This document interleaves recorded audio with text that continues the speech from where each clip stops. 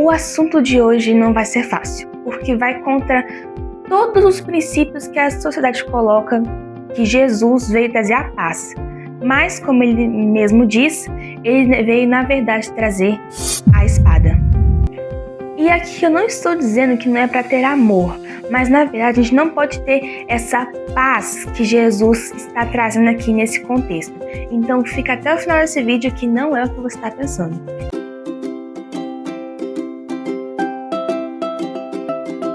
Olá, tudo bem? Eu sou a Laura, sejam muito bem-vindos ao meu canal e hoje a gente vai estar conversando sobre esse assunto polêmico, mas também que é muito importante para a nossa caminhada como cristãos. E já vou logo falando que esse canal foi feito para cristãos e não cristãos. Aqui você vai ouvir leituras e reflexões sobre histórias da Bíblia. E eu já vou logo adiantando que nada que eu vou falar aqui vai ser tirado de algum achismo meu, alguma coisa assim. Vai ser tudo baseado na Bíblia. E a Bíblia que eu vou usar vai ser uma Bíblia de estudo King James atualizada. Que inclusive eu vou deixar o link aqui na descrição para se você quiser adquirir essa Bíblia depois, porque ela é muito boa, recomendo muito. Agora sim, vamos começar. Vamos começar então fazendo uma pequena oração, que agora vai ser assim daqui em diante, sabe? Todos os meus vídeos antes da leitura da Bíblia vai ter uma oração. Então vamos orar. Ó Senhor, meu amado Pai, muito obrigada por essa oportunidade de a gente estar aqui lendo a palavra do Senhor. Eu peço que me dê sabedoria para falar essa palavra que veio de Ti, do Teu coração.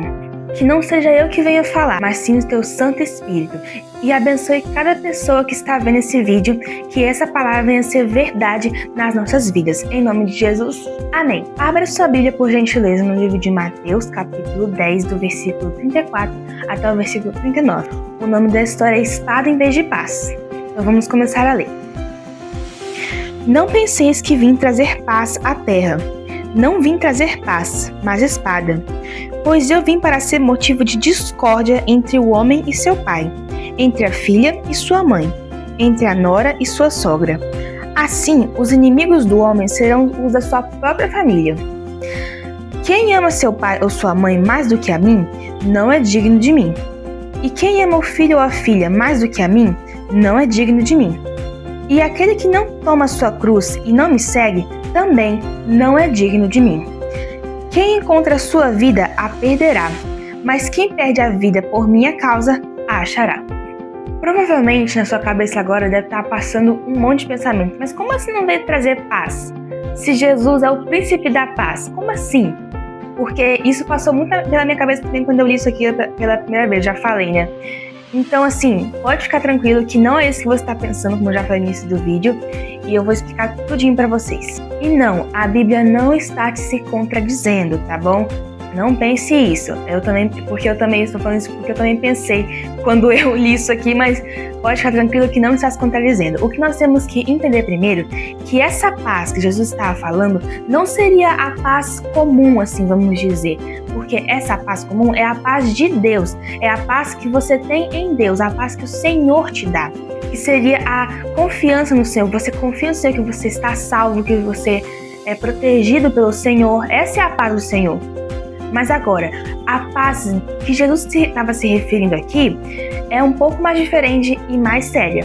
Quando você lê nos versículos 35 e 36, você vê que Jesus fala que está trazendo discórdia entre a filha e a mãe, entre a nora e a sogra. Aí você pensa, meu Deus do céu, como é que isso pode ser possível? Mas agora, para entender de vez, analisa comigo.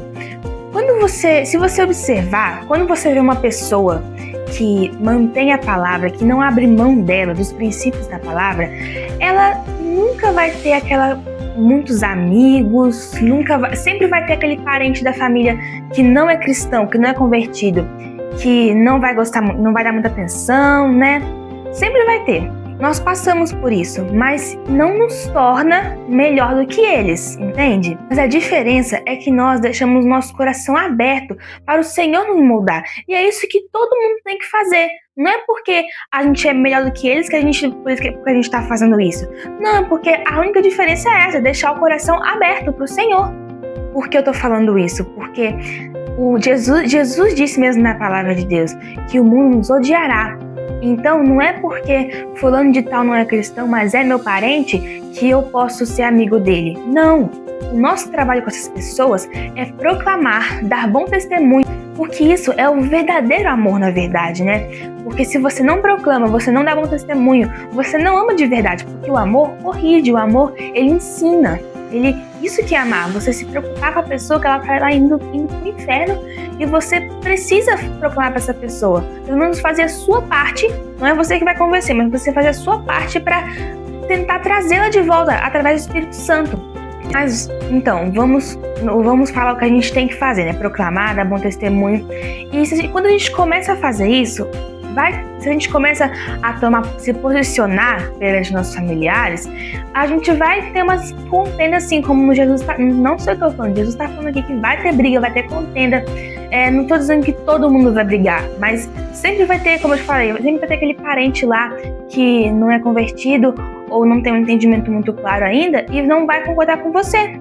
Isso acontece na família de todo mundo, na minha família, acontece na sua também, para você que é cristão.